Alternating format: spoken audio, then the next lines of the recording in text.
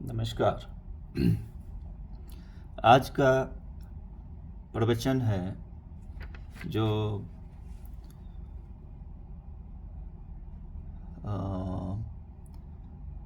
कल्याण सुंदरम बाबा श्री श्री आनंद मूर्ति जी के द्वारा दिया गया है।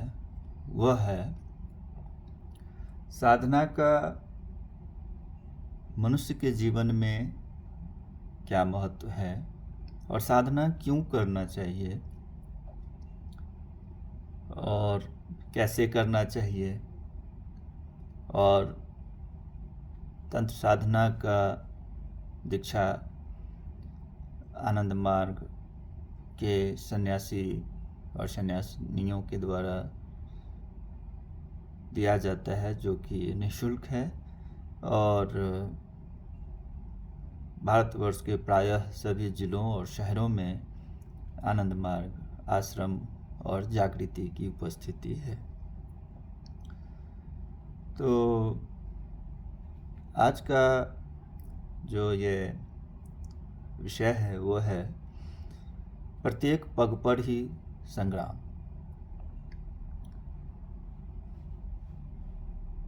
अल्प में संतुष्ट होना मनुष्य का स्वभाव नहीं है। इसलिए सृष्टि के आदिकाल से ही मनुष्य का मन बृहत का उपासक है। मानव का यह जो वैशिष्ट्य है, इसी वैशिष्ट ने उसे साधना पथ ढूंढ निकालने में सहायता की है। मनुष्य ने चाहा है बृहत ज्ञान, परोक्ष और अपरोक्ष अनुभूति। इस वैशिष्ट से ही जगी है मनुष्य की जिज्ञासा, मनुष्य की तितिक्षा, और इसी से मनुष्य हुआ है मनुष्य। वैदिक ऋषियों ने ध्यान दृष्टि के द्वारा जिस सत्य की उपलब्धि की थी, वह वेद में संग्रहित है। उससे बहुत अंश तक ज्ञान की क्षुधा तो मिटी है, पर प्राण की क्षुधा नहीं मिटी। मनुष्य के प्राण की क्षुधा साधना की सार्थक अनुभूति द्वारा ही मिटती है। वैदिक युग में गुरु शिष्य परंपरा से आध्यात्मिक साधना सिखाई जाती थी। इसका कोई विश्वास योग्य उदाहरण नहीं है। साधना के इतिहास से जहाँ तक जाना जा सकता है, उससे हम देखते हैं कि साधना के आदि प्रवक्ता सदाशिव थे, और सदाशिव इस धराधाम पे 7000 साल पहले आए थे। उन्होंने अपने इस साधना मार्ग को तंत्र के नाम से अभिहित किया था। तंत्र था आध्यात्मिक साधना की प्रगति का गुप्त संकेत। तंत्र शब्द की शास्त्रीय व्याख्या है तन जाड्यात तार्येत यस्तु सह तंत्र परिकीर्तितः। जड़ता के बीज तौ से जो परित्राण करे, अर्थात जिसके कल्याण से जड़ता के नागपाश से मुक्त हुआ जाए, उसका नाम तंत्र है। तंत्र शब्द की व्याख्या अन्य प्रकार से भी की जा सकती है। संस्कृत में तन धातु का अर्थ है प्रसारित होना, अर्थात जिस साधना पद्धति के द्वारा आत्मविस्तार होता है और जिसके फलस्वरूप मोक्ष प्राप्त होता है, उसका नाम तंत्र है। अतः देख सकते हैं कि मुक्ति की जो साधना है उसे ही तंत्र कहते हैं, अर्थात साधना और तंत्र अभिन्न है।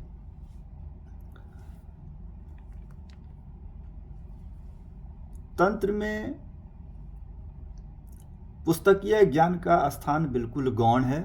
इस साधना का सूत्रपात शरीर से है, उसके बाद उसका अनुशीलन शरीर और मन के द्वारा किया जाता है। फिर मन और आत्मा को लेकर और अंत में आत्मिक चेतना में प्रतिष्ठित होना होता है। तंत्र में व्यावहारिक दिशा ही मुख्य है, इसलिए गुरु को शिष्य के प्रति अधिक कठोरता रहती है। शिष्य गुरु के मुख से यत्न पूर्वक सुनकर सीखता है तथा उसका अनुशीलन कर तांत्रिक को प्रत्येक पद विक्षेप पर अपनी सार्थकता प्रमाणित करनी पड़ती है। इसीलिए सदाशिव नहीं चाहते थे कि तंत्र पोथीबद्ध हो। तो यहाँ पे भारतवर्ष में एक आम धारणा बन गई है कि जो तांत्रिक होते हैं वह अघोरी होते हैं, वह शमशान में रहते हैं वह उनके क्रियाकलाप जो हैं सो समाज सम्मत नहीं होते हैं, विधि सम्मत नहीं होते हैं। यह बिल्कुल ही गलत धारणा है और यह जो भ्रांतियाँ पैदा की गई थी वह मनुष्य को परम शिव में प्रतिष्ठित होने से रोकने के लिए तथाकथित उस समय के और समय समय के बुद्धिजीवियों और बौद्धिक वर्ग के लोगों के द्वारा ऐसा प्रचारित किया गया था। तंत्र में विद्या माया और अविद्या माया की अवधारणा है।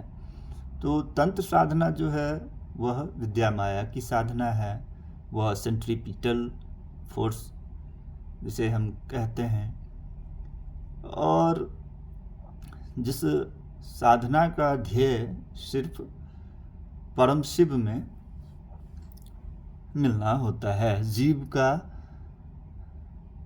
शिव में मिलने का जो साधना है उसको विद्या माया कहते हैं, उसको तंत्र कहते हैं, उसको तंत्र साधना कहते हैं। इसीलिए इस बात को भली भांति समझ लेना है और इसको जितना जल्दी हो सके तंत्र का साधना का दीक्षा लेके उपयुक्त आचार्य के पास जाकर अपने शहर में आनंद मार्ग आश्रम और जागृति का पता कर उपयुक्त आचार्य के पास समय लेकर उनसे यह साधना संबंधी ज्ञान अर्जन करके दोनों समय साधना करना चाहिए और जीवन को चरम और परम विकास और परमात्मा की ओर चलाने का प्रयास करना चाहिए। यह सभी मनुष्यों का कर्तव्य है। तो अब इसके व्यावहारिक प्रयोग अर्थात वास्तविक आध्यात्मिक प्रयास, यथार्थ आध्यात्मिक अभ्यास को तंत्र कहा जाता है। यह बिल्कुल ही प्रैक्टिकल है और यह सभी के लिए करणीय है। यह तंत्र साधना सभी के लिए उपलब्ध है और सभी को यह साधना करना ही परम धर्म है। उनका मनुष्य के रूप में आना इसीलिए हुआ है, यह मानव शरीर इसीलिए मिला है कि मनुष्य इससे साधना करे और परम शिव में अपने को प्रतिष्ठित करे। तन का अर्थ है विस्तार करना और त्र का अर्थ है मुक्तिदाता। वह प्रयोगात्मक विधि, मतलब तंत्र की साधना जो है सो प्रैक्टिकल कल्ट है। यह प्रैक्टिकल कल्ट है जिसमें शरीर को एक बायोलॉजिकल मशीन समझा गया है और हमारा जो यह ह्यूमनॉइड स्ट्रक्चर है it's basically a biological machine. और इसीलिए यह एक प्रैक्टिकल कल्ट है, यह थ्योरेटिकल कल्ट नहीं है और इसमें थ्योरी का कोई भी स्थान नहीं है।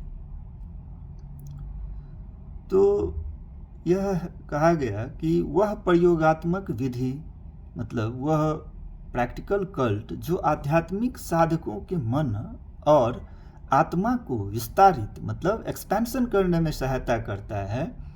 यहाँ पे विस्तारित का मतलब ये हुआ कि मनुष्य तो क्षुद्र जीव है, उसका अपना सामर्थ्य ही कितना है, वह तो परमात्मा के शक्ति से ही चालित हो रहा है।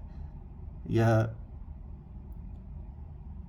पूरा विश्व ब्रह्मांड ही परमात्मा के शक्ति से चालित हो रहा है और सभी को एक नियमबद्ध तरीका मान के चलना पड़ रहा है। मनुष्य अज्ञानतावश अहंकार में, अपने वैनिटी में, अपने ईगो में कहता है मैंने यह किया, मैं शक्तिशाली हूँ, मैं ये हूँ, मैं वो हूँ, तो यह सही बात नहीं है। मनुष्य की जो क्षमता है वह कुछ भी नहीं है अगर परमात्मा से उसको शक्ति नहीं मिले। इसीलिए मनुष्यों को यह बात जितनी जल्दी हो यह समझ लेना है कि मनुष्य का एक ही लक्ष्य है और वह है ईश्वर की प्राप्ति, परम पुरुष की प्राप्ति। तो यह जो तंत्र है उसे कहते हैं विस्तार के द्वारा मुक्ति। जब तक मन महान नहीं बन जाता है तब तक कोई मुक्ति नहीं प्राप्त कर सकता है, तब तक कोई आध्यात्मिक मोक्ष नहीं प्राप्त कर सकता है। इसलिए आध्यात्मिक प्रयोग विधि मतलब स्पिरिचुअल प्रैक्टिकल कल्ट को तंत्र कहते हैं। तो मनुष्य अपने अज्ञानता के बस में सोचता है कि उसकी कैपेसिटी बहुत है, लेकिन ऐसा तो नहीं है। वह अगर थोड़ी देर सांस नहीं ले तो वह मर सकता है। 5 मिनट रोक ले सांस तो वह छटपटाने लगेगा, लेकिन 2 दिन पानी नहीं पिए तो वह चलने फिरने में असमर्थ हो जाएगा। तो लेकिन वायु तो हमेशा चल रही है, पृथ्वी अपने धुरी पे तो चल रही है, चंद्रमा पृथ्वी के चारों तरफ घूर्णन कर रही है, पृथ्वी सूर्य के चारों तरफ घूम रही है, सूर्य इस सोलर सिस्टम के चारों तरफ घूम रही है, सोलर सिस्टम गैलेक्सी के चारों तरफ घूम रही है, गैलेक्सी कॉन्स्टलेशन के चारों तरफ घूम रही है, और ये पूरी ब्रह्मांड परम पुरुष के चारों तरफ घूम रही है। तो सबकी तो शक्ति तो परम पिता से आ रही है।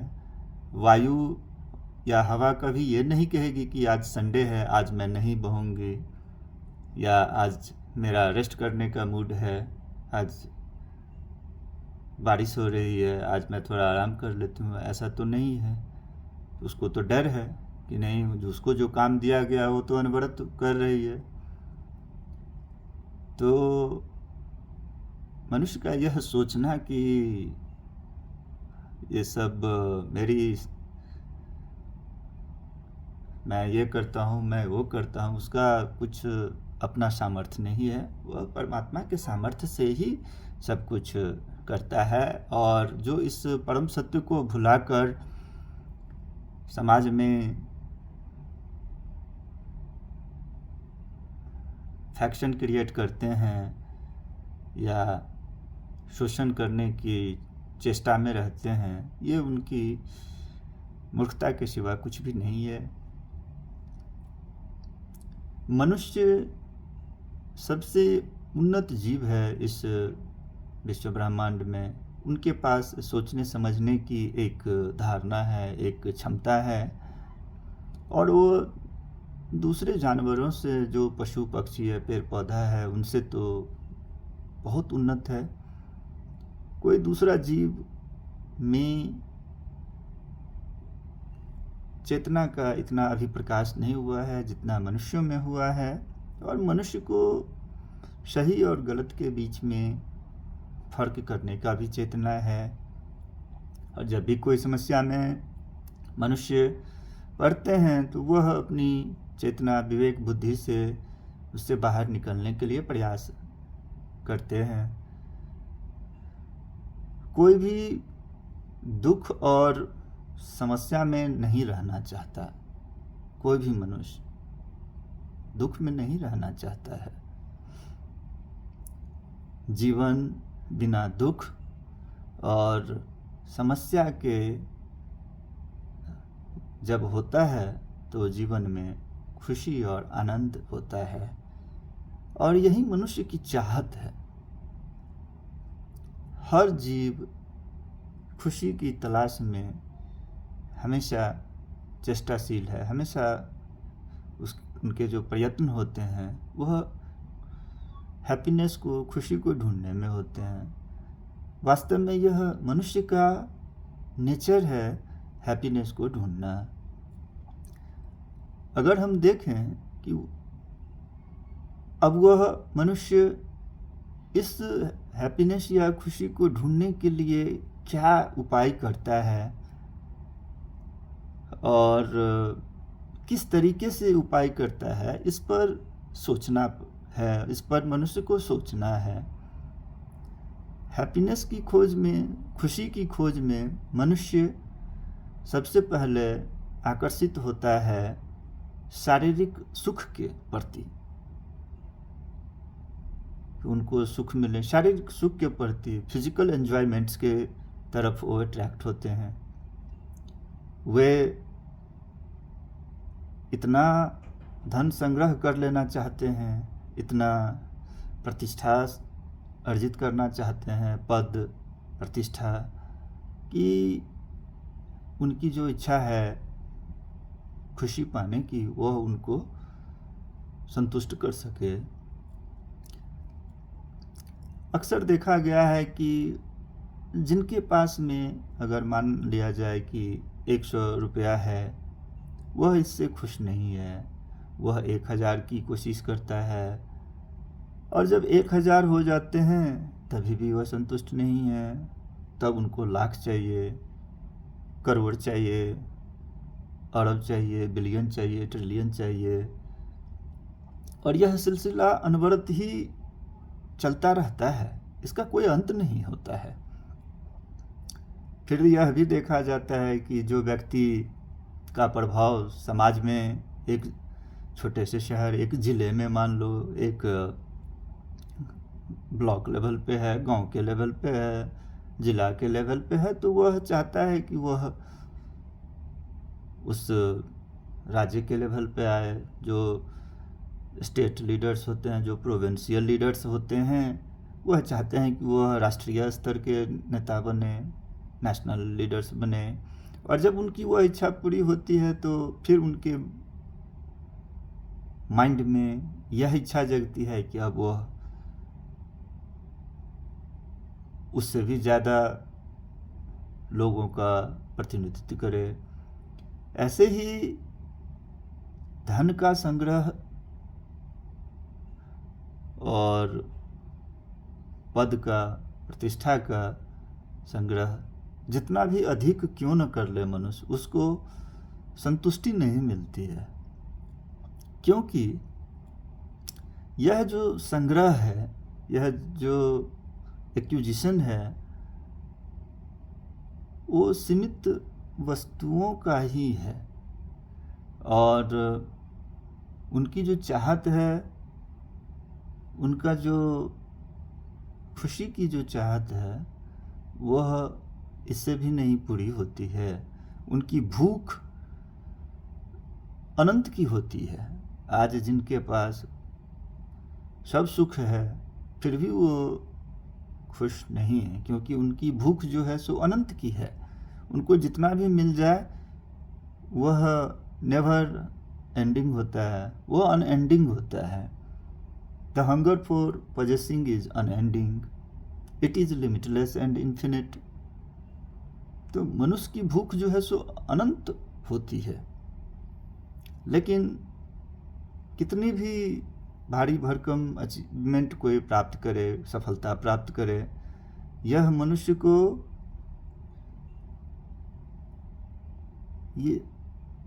यह मनुष्य को अनंत सुख नहीं देता है। जो धन के पीछे ही भागता रहता है वह तब तक भी सेटिस्फाई नहीं होगा, तब तक भी संतुष्ट नहीं होगा अगर उसे पूरी धरती ही दे दिया जाए, पूरा विश्व ही क्यों न दे दिया जाए, वो संतुष्ट नहीं होगा। ना ही ऐसे लोग जो पावर के पीछे चल रहे हैं, पद प्रतिष्ठा के पीछे भाग रहे हैं, उनका भी कितना भी सफलता मिले वो भी संतुष्ट नहीं होंगे। क्यों? क्योंकि यह सब दुनियावी चीज़ें हैं और दुनिया अपने आप में ही एक लिमिटेड ऑब्जेक्ट है। यह विश्व ही अपने आप में खंड है। तो खंड से अखंड की प्राप्ति से, खंड वस्तु से मनुष्य कैसे संतुष्ट होगा अगर उसकी इच्छा अखंड की है, अनंत की है। जिस वस्तुओं का, इस दुनियावी सारी वस्तुओं का अंत है, तो मनुष्य की भूख तो अनंत की है। तो यह जो जिन वस्तुओं का अंत है वह उनसे कैसे संतुष्ट होगा? वह कदापि नहीं संतुष्ट हो सकता है।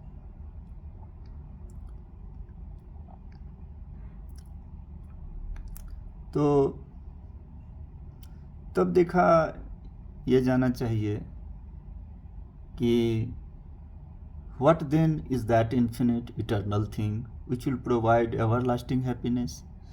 तब मनुष्य को यह भी देखना चाहिए कि आखिर तक में वह क्या चीज़ है जो अनंत है और जो इटर्नल है, जो शाश्वत है, जो अनंत है और जो मनुष्य को अनंत सुख दे सकता है।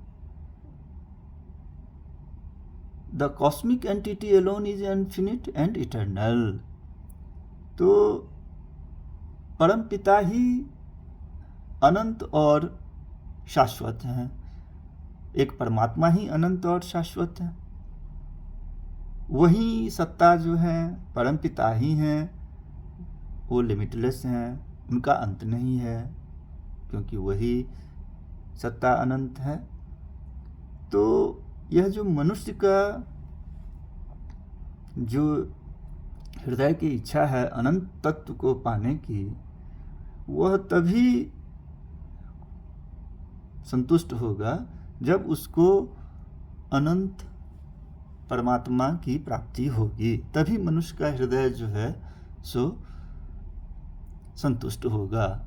और बिना परमात्मा के पाए, बिना परमात्मा को जाने, बिना परमात्मा को अपने जीवन में उतारे मनुष्य कभी भी संतुष्ट नहीं होगा। उसकी भूख नहीं मिटेगी। और जो हमेशा पैसा पैसा करता है, उसका मेंटल वेव, उसकी मानसिक वृत्ति इतना क्रूड हो जाएगा, इतना जड़ हो जाएगा कि एक दिन वह काठ पत्थर बालू में बदल जाएगा। क्यों? क्योंकि हमेशा पैसा, पद, प्रतिष्ठा का सोचने के से उसका मेंटल वेव जो है सो क्रूड हो जाएगा। क्यों? क्योंकि यह सब चीज़ क्रूड है, क्योंकि यह सब स्थूल वस्तु है, तो वह काठ पत्थर बालू में बदल जाएगा। उसका मेंटल वेव, उसकी मानसिक तरंग दीर्घता जो है सो वह उन्हीं चीज़ों के प्रति हो जाएगी, क्योंकि उनकी सोच वैसी है। As you think so you become. तो वह किसी बनिया के बक्से में डॉलर में बदल जाएंगे, पाउंड में बदल जाएंगे, रुपया में बदल जाएंगे, करारे करारे नोटों के बंडल के रूप में, क्योंकि उनकी सोच तो वही थी। तो यह बहुत ही खतरनाक चीज़ है। इसलिए मनुष्य को साधना पथ में आना ही है और वही उसके लिए परम धर्म है। तो यह जो विस्तार है, मन का जो विस्तार है, भावों का जो विस्तार है, मानव आत्मा का जो विस्तार है, वही साधना है। और जब आध्यात्मिक साधक अपने मन को विस्तारित करने की चेष्टा करता है, तब स्वाभाविक रूप में उसकी हीन वृत्तियाँ बहुत सक्रिय हो जाती है। अधोगामी शक्तियाँ, हीन वृत्तियाँ प्रबल रूप में सक्रिय हो जाती है और साधकों को, स्पिरिचुअल एस्पायरेंट को अपने मन का विस्तार करने के लिए प्रत्येक पद विक्षेप पे, जीवन के प्रत्येक स्तर पर इससे संग्राम करना पड़ता है। उसके मन में दो विपरीत शक्तियों, आध्यात्मिक शक्ति और अधोगामी भौतिक शक्ति का संघर्ष प्रारंभ हो जाता है और आपस में ये शक्तियाँ संघर्षरत हो जाती है। पारिवारिक जीवन में, सामाजिक जीवन में, राष्ट्रीय जीवन में और जीवन के प्रत्येक स्तर में ही संघर्ष होगा। अर्थात ये दो विपरीत मौलिक शक्तियाँ सक्रिय हो जाएगी। पतन कराने की चेष्टा करेगी, स्थूल भोगों की ओर गिराएगी। अब एक साधक को, एक तांत्रिक को कहा जाता है सैनिक। साधना समर, समर का अर्थ है युद्ध, संग्राम, लड़ाई। साधक संघर्ष में उलझ जाता है, यह बहादुरों के लिए है, साहसी लोगों के लिए है। साधना समर, और यह कल्ट तंत्र का कल्ट है। जो इस संघर्ष से अपने को दूर रखना चाहता है वह अनजाने में आत्महत्या की ओर बढ़ रहा है, मानसिक और आध्यात्मिक आत्महत्या की ओर। प्रत्येक मनुष्य को संघर्ष के लिए तैयार रहना चाहिए। मानसिक स्तर पर संघर्ष, पारिवारिक स्तर पर संघर्ष, जीवन के प्रत्येक स्तर पर ही संघर्ष के लिए तैयार रहना चाहिए। यही तंत्र है। अब जहाँ तक आध्यात्मिक क्षेत्र का प्रश्न है तो यहाँ सिद्धांतवादियों के लिए नहीं के बराबर अवसर है। यह 99% व्यावहारिक है। साधक का अर्थ ही है व्यावहारिक मनुष्य, प्रैक्टिकल ह्यूमन बीइंग। साधना प्रयोगात्मक विधि है, सिद्धांत नहीं। अब यह कल्ट क्या है? अब यह कल्ट वस्तु जगत के साथ संतुलन बनाकर भूमा भाव की ओर गति है, कॉस्मिक आइडिएशन की ओर गति है। यहाँ हम तुम्हारी इंद्रियों की ओर देखें, अर्थात कर्मेंद्रियाँ और ज्ञानेंद्रियाँ। इसके लिए यह विषय जगत, संसार विषय है और इंद्रियाँ विषयी है। किंतु जहाँ तक इंद्रियों और चित्त का संबंध है तो इंद्रियाँ विषय है और चित्त मतलब ऑब्जेक्टिव माइंड, माइंड स्टफ विषयी। चित्त और अहम, अहम मीन्स ईगो के संबंध का मामला है। तो चित्त विषय है और अहम विषयी। अब अहम कर्ता में, डूअर आई, और महत शुद्ध में, मैं हूँ, आई एग्जिस्ट के मामले में अहम विषय है और महत मैं हूँ, अहमोष्मी विषयी। और इस विशुद्ध मैं और आत्मा के मामले में मैं हूँ विषय है और आत्मा विषयी है। मैं हूँ, यह बोध प्रत्येक जीवित प्राणी में अस्तित्वमान है। प्रत्येक प्राणी में एक मैं अस्तित्व में है। मैं नारायण स्वामी हूँ, मैं सेलम से हूँ, मैं हूँ। तो यह मैं हूँ महत है। और तुम जानते हो कि तुम्हारे अंदर अस्तित्व ज्ञान रहने का बोध है। मैं हूँ, आई एग्जिस्ट। और मैं जानता हूँ कि मेरे अंदर मेरे अस्तित्वमान रहने का बोध है। मैं हूँ का मैं आत्मा, आई नो।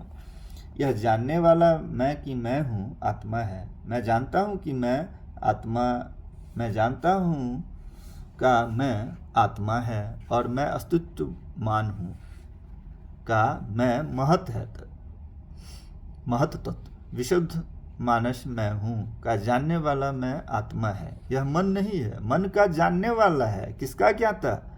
इस बोध का कि मैं हूँ। तो तुम्हारी संरचना के अंदर, तुम्हारे अस्तित्व के अंदर आत्मा विषयी है। जीवात्मा के क्षेत्र में आत्मा विषयी है और अन्य जितनी दूसरी वस्तुएं हैं वे प्रत्यक्ष या परोक्ष रूप में उसके विषय हैं। अब आत्मा और परमात्मा के परस्पर संबंध के विषय में आत्मा विषय है और परमात्मा विषयी है। अतः परमात्मा चरम विषयी सत्ता है। वह सभी वस्तुओं के परम विषयी सत्ता है। वे समस्त अभिव्यक्त विविधताओं के परम विविधता हैं। क्योंकि वे परम हैं इसलिए परमात्मा के नाम से जाने जाते हैं। वे परम विषयी हैं। कल्ट क्या है? यह विषयी की ओर पहुंचने का रास्ता है, अर्थात तुम्हारी गति परम विषयी की ओर है, किताबी ज्ञान की ओर नहीं। तुम्हारी संपदा और पद बढ़ाने की ओर यह गति नहीं है, बल्कि स्वयं को आनंद से आपूरित करने के लिए आनंद धाम की ओर गति है, परम विषयी की ओर गति है। अतः कल्ट का पथ विषयी सत्ता तक पहुंचने का मार्ग है।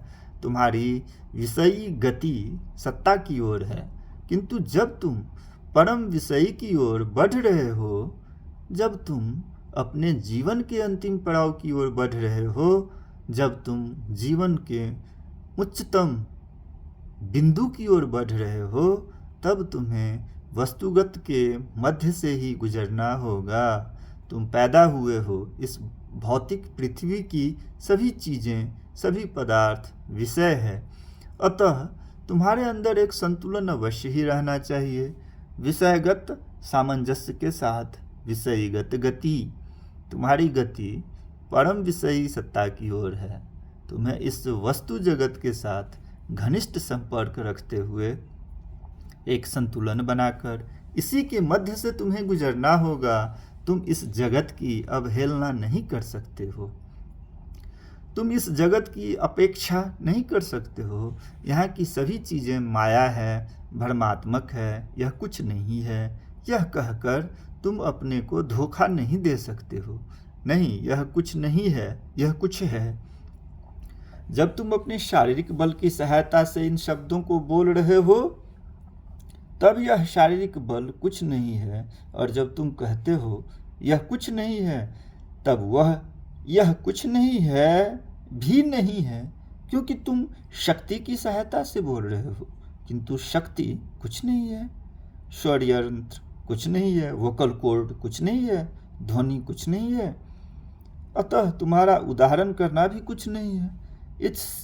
इसलिए साधक को ऐसा बोलकर स्वयं को धोखा नहीं देना चाहिए। एक साधक को स्वयं को धोखा देने के व्यवसाय में नहीं आना चाहिए। उसका स्पष्ट अभिमत होना चाहिए। विषयगत सामंजस्य के साथ विषयी की ओर गति होनी चाहिए। यह परम पथ है, यही उचित पथ है, यही एकमात्र पथ है, यही आनंद मार्ग है। तथाकथित दार्शनिकों और तार्किकों के बौद्धिक दुराचार से तुम्हारा कुछ भी लेना देना नहीं है। युधिष्ठिर कहते हैं, श्रुतियो विभिन्ना स्मृतियो विभिन्ना नैक मुनिरस्यम मतम न भिन्नम धर्मश्च तत्व निहितम गुहायाम महाजनो एन गतः स पंथा। यही एक पथ है। वे कहते हैं, श्रुतियो विभिन्ना। श्रुति क्या है? श्रुति का अर्थ है आध्यात्मिक ग्रंथ, वेद। श्रुति क्यों? क्योंकि प्राचीन काल में आर्य जब मध्य एशिया से भारत आए तब वे निरक्षर थे, वे लिख नहीं सकते थे।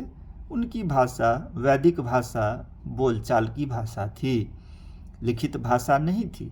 उस समय लिपि भी नहीं थी, वैदिक भाषा को कोई लिपि नहीं था। वे जब यहाँ आए तब उन्होंने लिखना सीखा और अंत में कई भारतीय लिपियों का विकास हुआ।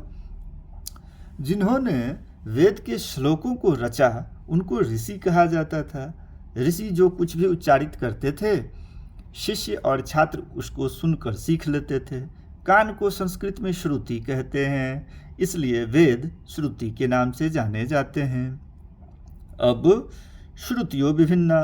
युधिष्ठिर, बुद्धिमान युधिष्ठिर कहते हैं, श्रुतियों विभिन्ना। ये श्रुतियाँ ऋग्वेद, यजुर्वेद, अथर्ववेद और अनेक अन्य आध्यात्मिक शास्त्र एक दूसरे से मतांतर रखते हैं, वे एक दूसरे से भिन्नता रखते हैं। सामान्य मनुष्य किसके पथ का अनुसरण करे, किसको मानकर चले? श्रुतियों विभिन्ना, स्मृतियों विभिन्ना। स्मृति का अर्थ है समाज शास्त्र, श्रुति का अर्थ है अध्यात्म शास्त्र और स्मृति का अर्थ है समाज शास्त्र। समाज शास्त्र भी एक दूसरे से भिन्नता रखते हैं। प्राचीन काल में व्यास संहिता थी, नारद संहिता थी, मनु संहिता थी। मनु संहिता में मुख्य दो मत है, दाई भाग और मिताक्षरा। बंगाल में दाई भाग चलता था और शेष भारत में मिताक्षरा का प्रचलन था। कहीं कहीं पित्रात्मक व्यवस्था थी, अर्थात पिता की संपत्ति का पुत्र उत्तराधिकारी होता था, और कहीं कहीं मातृ सत्तात्मक व्यवस्था थी। कहीं कहीं दोनों मातृ सत्तात्मक और पितृ सत्तात्मक व्यवस्था का मिश्रण था। अतः समाज शास्त्र भी एक दूसरे से भिन्न है। किसका अनुसरण किया जाए? यहाँ तक कि मिताक्षरा में भी 5 या 6 मत हैं, कम से कम 5 मत हैं। किसे माना जाए? स्मृतियों विभिन्ना। किसका अनुसरण किया जाए? न क मुनिरस्यम मतम न भिन्नम। प्रत्येक मुनि भी एक दूसरे से भिन्न मत रखते हैं। मुनि का अर्थ बुद्धिजीवी। आध्यात्मिक साधना के क्षेत्र में न मुनि दुर्ग्ध बालका मुनि संलीन मानसः। यदि कोई विशेष व्यष्टि कहता है मैं मुनि हूँ, वह मुनि नहीं है। मुनि का अर्थ है जिसने अपने व्यष्टित्व को अपने सभी कुछ को परम सत्ता में मिला दिया है, अर्थात वह जिसने स्वयं को परम पुरुष में मिला दिया है वह मुनि है। मुनि संलीन मानसः, वह जिसने अपने मन को परम पुरुष में मिला दिया है वह मुनि है। न का मुनिरस्य मतम न भिन्नम, अतः किसका अनुगमन किया जाए? सामान्य मनुष्य क्या करे, आध्यात्मिक साधक क्या करे, किनको मान कर चले? यह एक कठिन समस्या है। अब युधिष्ठिर कहते हैं धर्मस्य तत्व निहितम गुहायाम, धर्म का सार, धर्म का तत्व छिपा हुआ है निहितम गुहायाम। संस्कृत में गुहा शब्द के दो अर्थ हैं। एक गुफा, हिमालय की गुफा जहाँ ऋषि ध्यान करने के लिए बैठते थे। गुहा का दूसरा अर्थ अभी जैसा मैंने कहा महत तत्व है। मैं हूँ, मैं अस्तित्वमान हूँ, आई एग्जिस्ट, मैं हूँ कि इस बोध को गुहा कहा जाता है। अब युधिष्ठिर कहते हैं धर्म का तत्व, धर्म का सार तुम्हारे अपने मैपन बोध में छिपा है। तुम्हें हिमालय की गुफा या अन्य अनेक तीर्थों में नहीं जाना है अपने अंतरतम सत्ता को खोजने के लिए। यह तुम्हारे अंदर छिपा है। तुम्हारा हृदय ही सबसे अच्छा तीर्थ है, यह परम तीर्थ है। भगवान शिव कहते हैं इदम तीर्थम भ्रमंती तमसा जना, आत्म तीर्थम न जानन्ति कथम मोक्ष वरान्नने। हे पार्वती, मनुष्य आध्यात्मिक साधक भगवान की खोज में अनेक तीर्थों में भटकते रहते हैं, किंतु वे आत्म तीर्थ को नहीं जानते हैं जहाँ भगवान छिपे हुए हैं। अतः धर्मस्य तत्व निहितम गुहायाम, धर्म का सार तुम्हारे अपने मैं बोध में छिपा हुआ है। महाजनो एन गतः स पंथा, महाजन का अर्थ है व्यावहारिक मनुष्य, अर्थात सिद्धांतवादी नहीं बल्कि वास्तविक रूप में जिसने ज्ञान को कर्म में कार्यान्वित किया है, ऐसे मनुष्यों को ही महाजन कहा जाता है। एक साधक, एक आध्यात्म जिज्ञासु को कभी भी कोई सिद्धांतवादियों के साथ संगति की चेष्टा नहीं करनी चाहिए। उन्हें कोई सिद्धांतवादियों की राह पर चलने की चेष्टा नहीं करनी चाहिए। उन्हें व्यावहारिक मनुष्यों के राह पर चलना चाहिए। उन्हें महाजनों के बताए रास्ते पर चलना चाहिए, जिन्होंने परमात्मा की अनुभूति की है अपने व्यावहारिक जीवन में, जिन्होंने परम आनंद की अनुभूति की है।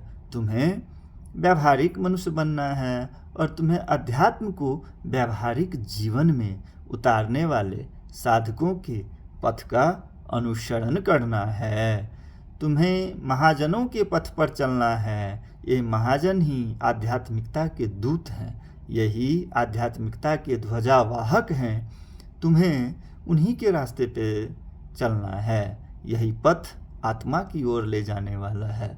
इस पथ पर जब तुम परम विषयी सत्ता की ओर चल रहे होते हो तब तुम्हें विश्व की अवहेलना नहीं करनी है।